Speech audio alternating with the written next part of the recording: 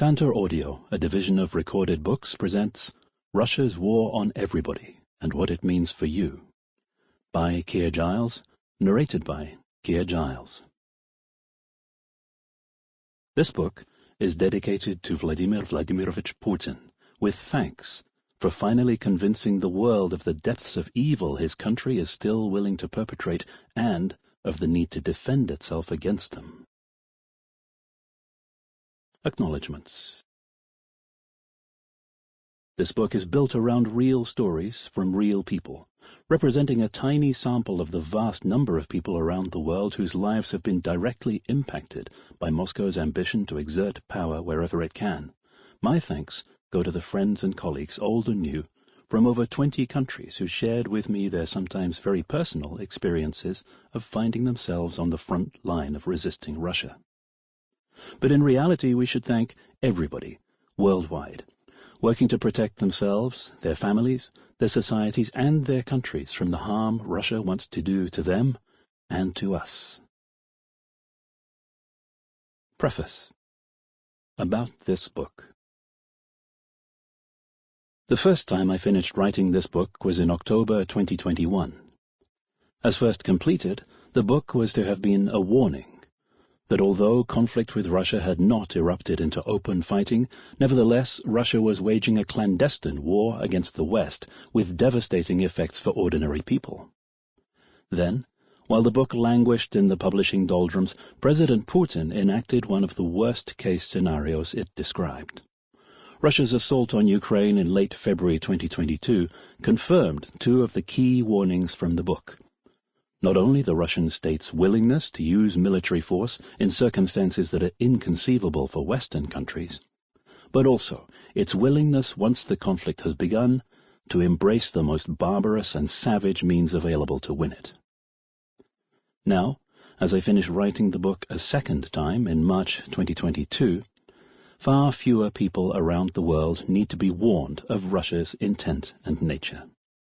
The shock of major war in Europe has caused both countries and individuals to reassess their views on Russia and led to a new willingness to confront the challenges posed by Moscow.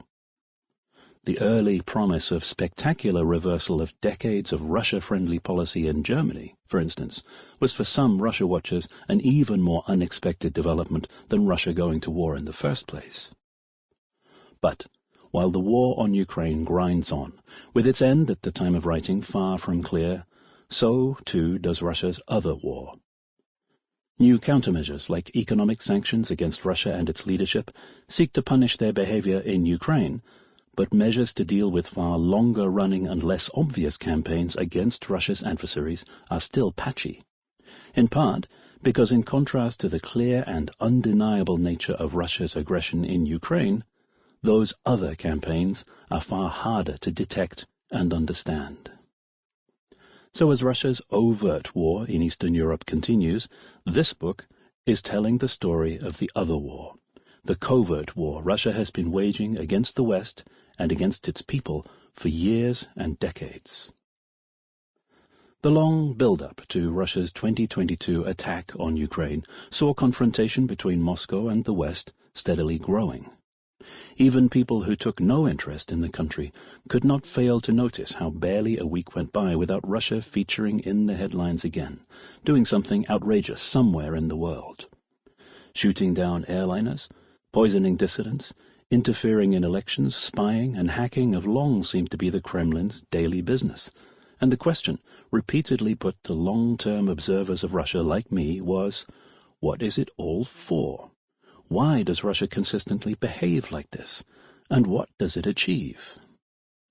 This book tries to put the pieces of the jigsaw together, to explain how and why Russia pushes for more power and influence wherever it can reach, far beyond Ukraine, and what it means, not just for governments, but for ordinary people.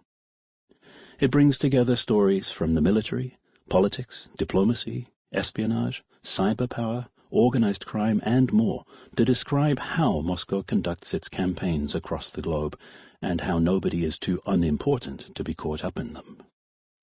I try to lift the lid on the daily struggle going on behind the scenes to protect governments, businesses, societies and people from Russian hostile activity, and in doing so, to show how Russia's aims and objectives are far broader and more ambitious, and the ways it tries to reach them far more pervasive and damaging than most people can see from media headlines. In a way, this follows on from a book I wrote in 2019 called Moscow Rules. That book dug deep into the underlying factors that have driven Russia to be so permanently hostile to the West throughout the centuries, and explained some of the reasons behind Russian actions today that so many of us find incomprehensible, like the assault on Ukraine and the atrocities committed during it. It's still the case that many of the methods the current Russian government is applying draw from its past experience in manipulating and controlling both its own people and politicians and government officials abroad. Almost everything Russia does that is described in both this book and the previous one is recognizable from previous centuries, just updated as new technology for delivering malign effects becomes available. But while Moscow Rules dealt with why Russia attacks the West, this book looks instead at how it does so, and in particular how that affects not just governments and politicians and the armed forces, but a much broader range of people. And importantly, these are often people who might think that because they don't have the slightest interest in Russia, Russia isn't interested in them. Unfortunately, as we see over and over again in the book, this simply isn't true. To show how this works, the book is filled with first-person stories of what it means to face up to Russia. About the eyewitnesses.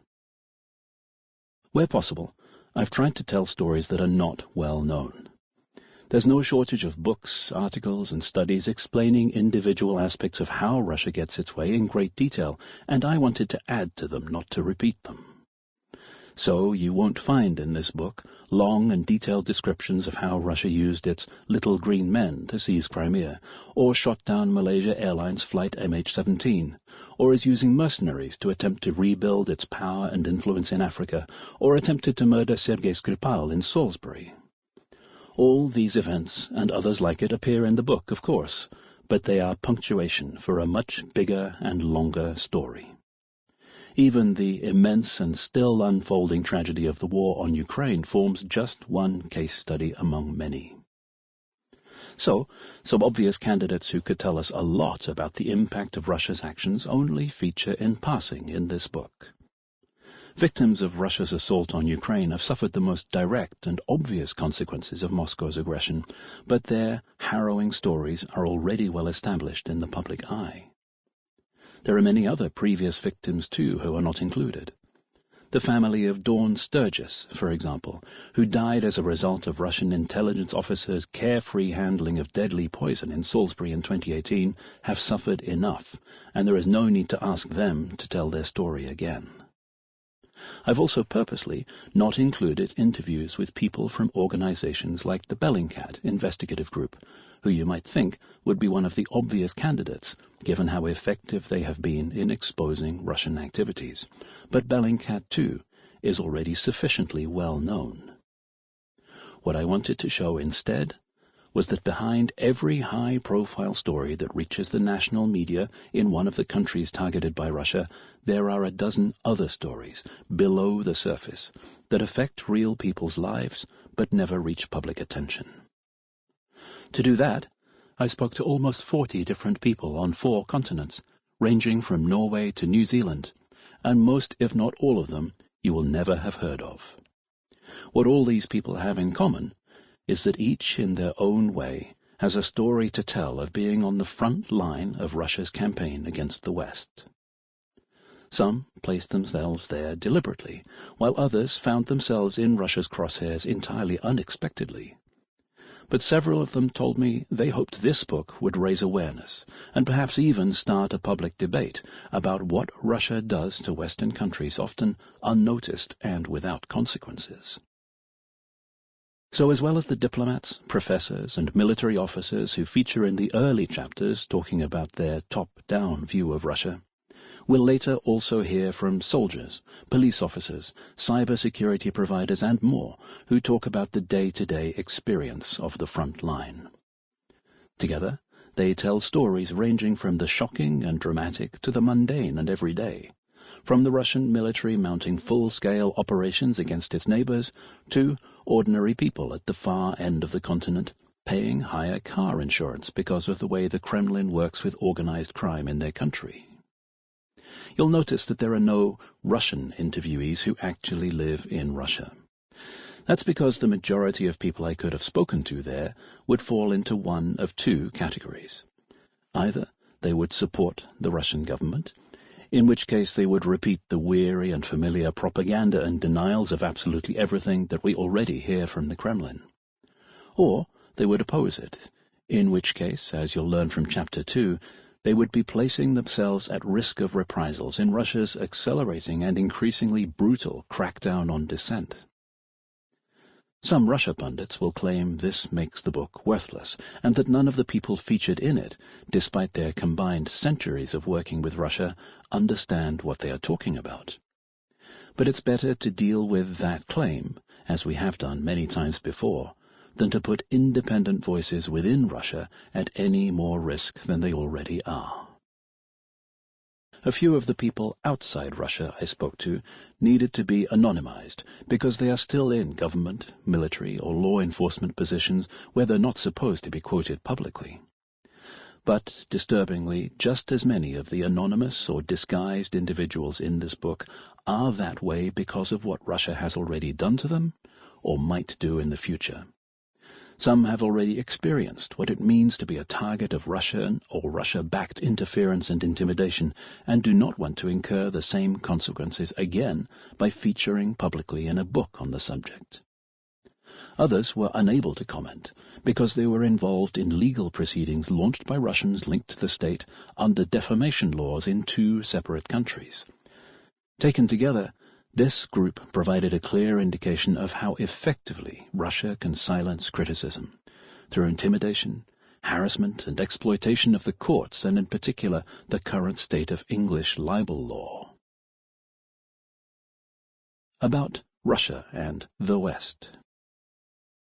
Writing about what Russia does often means taking pains to explain that you're talking about the country, not ordinary Russians living within it. But you can't add that disclaimer to every sentence without making a book unreadable. It's hard enough trying to make things less tedious by mixing it up and saying Moscow, the Kremlin, and so on instead of Russia. Russia in this book is a shorthand, standing for the people within the country today who direct its state policy, both for dealing with its own citizens and with foreign countries, and who then put that policy into action. Some of my interviewees also refer to things done by the Russians, and I haven't changed this. Any objective listener will realize that this too is shorthand, not crude stereotyping, and even now, with apparent widespread support by ordinary Russians for the war on Ukraine, nobody is saying that people living in Russia are pre-programmed robots or clones who slavishly back President Putin in everything. Even after control on public expressions of opinion in Russia tightened dramatically after the launch of the war on Ukraine, there are still dissenting voices there and critics of the government, and not all Russian citizens share the official view of the West as a mortal enemy. The problem is that as time goes on, the dissenters become more and more irrelevant because they have next to no influence on what Russia's leaders actually decide to do. Inevitably, talking about the West faces a similar problem. Here we're talking about a hugely diverse group of countries, and it's not always clear who should be included in that group, as evidenced by the fact that this book contains stories from 4 continents. And each of those countries has their own particular way of dealing with Russia, sometimes subtly different, sometimes in direct opposition to what their immediate neighbors are doing. Again, it's a shorthand, and in this case you know it when you see it. In fact, when considering how Russia deals with the West, it's probably easiest to take a Russian view of it and think of the West not as a precise list of countries, but instead as a general concept that can refer to everything that threatens traditional Russian values, questions implicitly or explicitly Russia's position as a modern superpower. And then there's whataboutism, the way defenders of Russia ask, "What about the West?" and instead of addressing criticisms of what Russia does, claim that other countries do just the same. Apologists for Russia will immediately scour this book, looking for examples where the West, and in particular the United States, can be accused of historically indulging in the kind of behavior described here. There's no doubt they will find some, and some of them may even be based in fact, although, as ever, the conspiracy theorists can be relied on to supply plenty more that are entirely imaginary. But that's not the point. There's no shortage of books detailing mistakes made by the US and other Western countries. It's one of the benefits of their being free and open societies that there is no difficulty in publishing them. This book, on the other hand, is about what Russia does, and what that means for the people it does it to. About how we got here. In 2014, Russia sent military intelligence officers undercover into the Czech Republic. They were tasked with attacking an ammunition storage site holding supplies destined for Ukraine. The site duly exploded, killing 2 Czech citizens. Russia's also the prime suspect for a series of similar explosions in Bulgaria during the same period. It's worth stopping for a moment and thinking about the nature of those missions.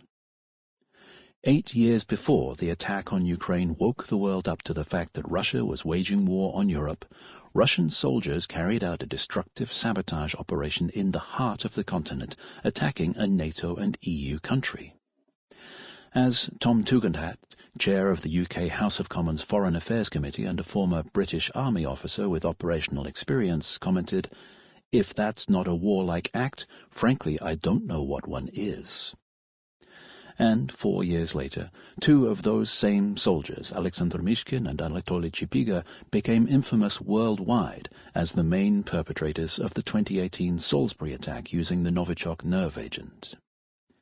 Targeted assassinations, sabotage, and destruction behind enemy lines are something Westerners normally associate with wartime, and the activities of organizations like the UK's SOE and the US OSS during the Second World War.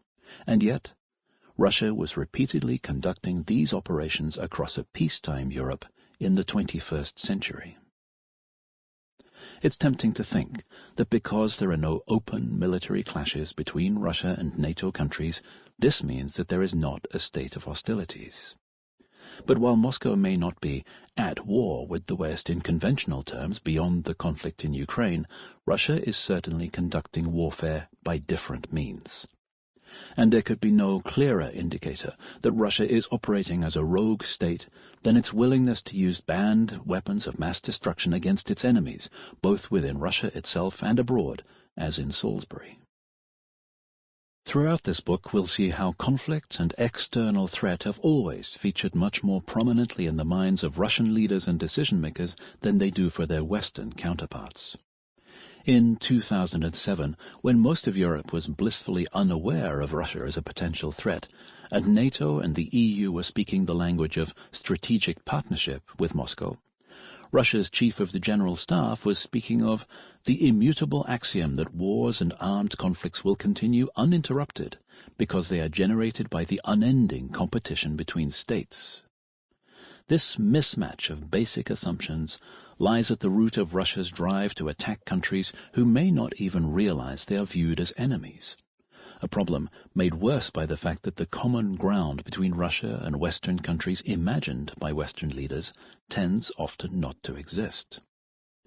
So, Moscow continues to seek means of damaging or outmaneuvering its adversaries in conflicts that those adversaries may not even recognize are actually underway. In fact, the current leadership in the Kremlin sees itself in a deadly struggle with the West, and with the state of the world that developed under Western leadership, often called the rules-based international order. The Kremlin says it believes that this conflict was actually started by the West, attacking Russia through information and influence operations, as well as the spread of color revolutions bringing about regime change around Russia's periphery.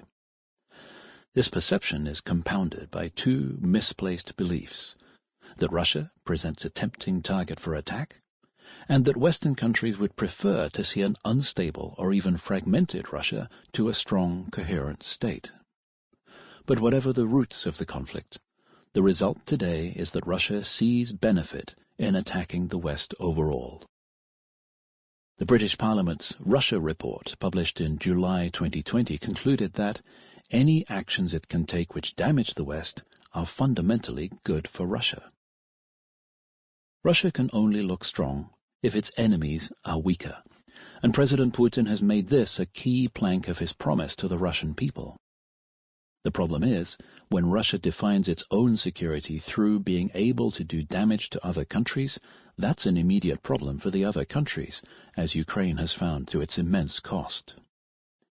The fact that this can be hard for the targets of Russia's aggression to realize is in part because many Western countries, especially those physically further away from Russia, have been lulled into a false sense of security by an extended period of peace between themselves.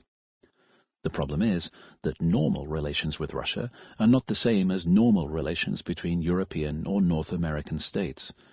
Instead, even in notional peacetime, they involve dealing with ongoing hostile, damaging, and irresponsible activity by Moscow, with methods as diverse as cyber attacks, economic pressure, dangerous and irresponsible behavior by warships and combat aircraft, and use of electronic warfare. But still, many Western nations are so accustomed to the notion of being at peace that, until 2022, attacks by Russia caused surprise every time they happened. Misguided belief that Russia would recognize and respond to good intentions, combined with highly successful campaigns of information warfare and subversion to influence perceptions and the public portrayal of Russian intentions and actions, and the responses to them. For all her experience of dealing with Russia and its leadership, former German Chancellor Angela Merkel was still hurt and outraged when, on the one hand, I try to improve relations with Russia on a daily basis, and when then, on the other hand, we see that there is hard evidence that Russian forces are operating in such a way. Serbian President Aleksandar Vučić thought of Russia as a friendly and brotherly country. So, he asked, after exposure of a Russian espionage operation against his country in 2019, I have one question for our Russian friends. Why? In this, as in so much else, Russia's behavior today is returning to what was normal in its Soviet past and further back into Tsarist times. As we'll discuss in the chapters of this book, descriptions of Moscow's behavior that date from the Cold War ring instantly true today. At home, Russia is intent on rebuilding a strong state with neither moral restraints nor legal embarrassments in the exercise of absolute power. Abroad, it's using every conceivable expedient to break the power, the sense of direction, and the unity of the West, at whatever cost in human suffering. But the part of this that continues to surprise Western countries is the way Russia has decided that it can simply ignore the rules, laws, and norms that the West think provide the stable framework for safe and orderly relations between countries. Long-term observer of Russia Paul Goebel thinks that Russia's national strategy under Vladimir Putin is based on behaving so badly that others don't seem to know how to react. In fact, Russia's persistent state behavior is that of an habitual offender who accepts detection as an occupational hazard and appears to accept the consequences and countermeasures in the same businesslike manner. The bottom line is that although the focal point of the conflict is, for now, Ukraine, Russia under President Putin thinks it is already in a stand-up fight with the West, and Putin himself has set out the rules. 50 years ago, I learnt one rule in the streets of Leningrad. If a fight is unavoidable, you have to hit first. The rest of this book is about how Russia hits out and what that means for the people in the path of the blows. In other words, it's about how Russia gets what it wants. But to understand that, first, in Chapter 1, we have to think about what it is that Russia wants from the rest of the world in the first place. Chapter 1. What makes Russia different? Why does Moscow behave the way it does? Paradoxically, in its new dealings with the West and with its own people, Russia is being more open and honest.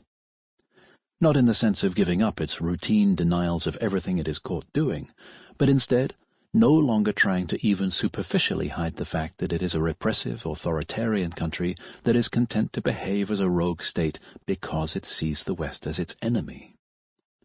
But throughout the current century, Western leaders' own preconceptions about how countries work together have made it hard for them to recognize and accept the growing evidence that Russia does not share those ideas, and furthermore, wants not only to undermine them, but to harm the countries that do. The result of this failure or unwillingness to understand the root causes of Russia's strategy against the West has repeatedly been a complete inability to respond appropriately when Russia does something that ought to be unacceptable, as, for instance, in the wake of the murder of Alexander Litvinenko in the UK in 2006.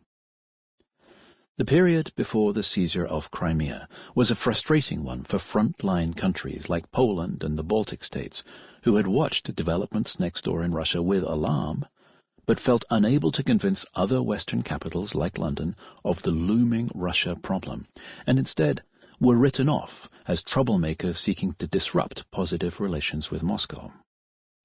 Estonian diplomat Sven Sakov describes the experience of talking to the EU and NATO about Russia before 2014 as horribly difficult and hugely challenging. But, as so often, it was Russia's own behavior that proved the point. In 2014 we were vindicated, Sven continues, because before we were pretty much brushed off very gently and very politely, but it wasn't taken seriously. We were looked at as suffering from historic hallucinations and not being serious. But in 2014, suddenly that changed. We were vindicated because what we had said about Russia was demonstrated in Crimea and the war against Ukraine. Suddenly, we did not any more hear as a reply to our concerns that this is not going to happen because Russia is a partner. It was not just Russia's international behavior, but also how it was treating its own subjects at home that began finally to remove doubts. According to Robert Pscheel, who was NATO's official representative in Moscow for 5 years, when the embassies are all reporting the same things from Moscow, you can only fight the facts for so long. It became impossible to ignore attacks as they were accumulating because there were just so many of them. First, the Russians doing it to themselves, independent journalists and so on. Then any members of the opposition, then progressively more foreigners, and then foreign countries. Sven's compatriot and his country's former defense minister, Yuri Luik, shares this sense of vindication. All along this road I've had to explain Russia and our views about Russia, and also to underline that the Baltic states were not paranoid and not warning about Russian moves because of our own sad history. We simply perhaps had more clarity in seeing what Russia is and what Russia is becoming. And of course now people are often saying to us, "My God, you were right." Which doesn't make me happy about it, he adds. Not on the same page. People who work with Russia talk a lot about the difference between their and the West in terms of values, by which they often mean very basic ideas about how countries should treat each other, as well as how they should treat both their own people and others. Valery Akimenko was born in Ukraine, but after moving to the UK watched Russia for the BBC for over 20 years. He explains that there's a real ugly divide between the values ostensibly defended by Russia and the values of the West. You have frequent attacks from the bullhorns of Russian propaganda against all things liberal, with the implication being that it's a facade, hiding the same problems Russia has: corruption, unfair elections, things like that. Meanwhile, Russia claims that it stands for, let's call them conservative, traditional values, family values, Orthodox Christian values. An acceptance of a more harsh and authoritarian state goes along with this conservative approach. Westerners who are experienced in dealing with Russia know that, like so much else, its attitude to human rights might resemble a European country, but only superficially, and on closer inspection has more in common with far more distant societies. Rainer Schwalb is a German army officer who also spent years posted in Moscow. He recalls how, in 2003, I was drafting the plans for Germany's Afghanistan mission. Could we establish human rights there from the outside? No, we couldn't. Sample complete. Ready to continue?